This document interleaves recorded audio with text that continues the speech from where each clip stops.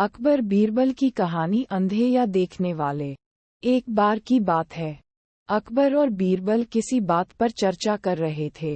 तभी एक क्षण ऐसा आया जब राजा अकबर ने कहा, बीरबल, दुनिया में हर 100 आदमी के पीछे एक अंधा व्यक्ति होता है। राजा की यह बात सुनकर बीरबल ने उनकी इस बात पर असहमति जताते हुए कहा, महाराज, मेरे हिसाब से आपका आकलन कुछ गलत प्रतीत होता है। सही मायने में तो दुनिया में अंधों की संख्या देखने वालों के मुकाबले काफी अधिक है।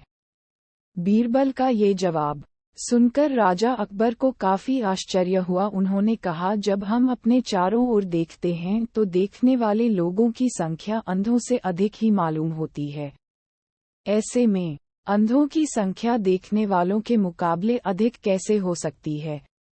राजा अकबर की इस बात को सुनकर बीरबल कहते हैं, महाराज, किसी दिन मैं आपको ये बात प्रमाण के साथ साबित करके जरूर दिखाऊंगा कि दुनिया में अंधों की संख्या देखने वालों से अधिक है। बीरबल के जवाब पर राजा अकबर कहते हैं, ठीक है, प्रमाण के साथ इस बात को अगर तुम साबित कर पाओगे तो मैं भी इस बात को जरूर स्वीकार करूंगा। उस दिन ये बात यही रुक जाती है। करीब 2 दिन बीतने के बाद राजा अकबर इस बात को पूरी तरह से भूल जाते हैं, मगर बीरबल अपनी बात को प्रमाणित करने के लिए युक्ति सोचने में जुटे रहते हैं। करीब 4 दिन बीतने के बाद बीरबल को एक योजना सूझती है और वे 2 मुनीम को लेकर उनके साथ बाजार की ओर चल देते हैं। बीच बाजार पहुंचने के बाद बीरबल सिपाहियों से एक चारपाई की चौखट वहां मंगाते हैं और उसे बुनने के लिए रस्सी भी मंगवाते हैं। अब बीरबल अपने साथ लाए दोनों मुनीमों को आदेश देते हैं कि वे उनके दाएं और बाएं कुर्सी डालकर बैठ जाएं।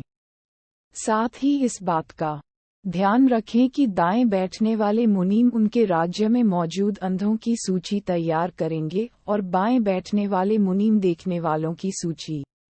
बीरबल का आदेश मानते हुए दोनों मुनीम अपना काम करने के लिए कमर कस लेते हैं और बीरबल चारपाई बुनने का काम शुरू कर देते हैं।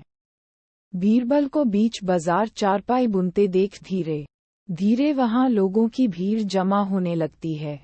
उस भीड़ में से एक आदमी अपने आप को रोक नहीं पाता है और वह बीरबल से पूछ लेता है, आप ये क्या कर रहे हैं?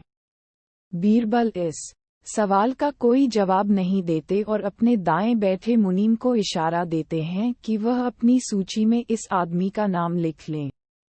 जैसे जैसे समय बीतता जा रहा था, आने वालों की संख्या बढ़ती जा रही थी और आने वाले सभी लोग अपनी उत्सुकता को शांत करने के लिए बीरबल से यही पूछ रहे थे कि वे यहाँ क्या कर रहे हैं। इसी के साथ बीरबल अपने दाएं मुनीम को इशारा देकर यह सवाल पूछने वालों का नाम अंधों की लिस्ट में दिलवाते जा रहे थे। तभी अचानक वहां एक आदमी आता है जो बीरबल से पूछता है कि इतनी धूप में बैठकर आप चारपाई क्यों बन रहे हैं? तब भी बीरबल कुछ नहीं बोलते हैं और बाएं बैठे मुनीम को ये सवाल पूछने वाले का नाम देखने वालों की सूची में लिखने का इशारा देते हैं। ये सिलसिला ऐसे ही चलता रहता है और धीरे धीरे पूरा दिन निकल जाता है। तभी इस बात की जानकारी राजा अकबर को होती है और वे भी माजरा समझने के लिए बाजार पहुंच जाते हैं, जहां बीरबल चारपाई बुनने का काम कर रहा था। राजा भी बीरबल से ये सब करने के पीछे की वजह जानना चाहते हैं, इसलिए वह बीरबल से सवाल करते हैं कि बीरबल, ये तुम क्या कर रहे हो? राजा का सवाल सुनते ही बीरबल अपने दाएं बैठे मुनीम को आदेश देते हैं कि अपनी अंधों की लिस्ट में महाराज अकबर का नाम भी शामिल कर दो। बीरबल की यह बात सुनकर राजा अकबर को थोड़ा गुस्सा आया और आश्चर्य भी हुआ। राजा अकबर ने कहा, बीरबल, मेरी आंखें पूरी तरह से ठीक हैं और मैं सब कुछ अच्छी तरह देख सकता हूँ।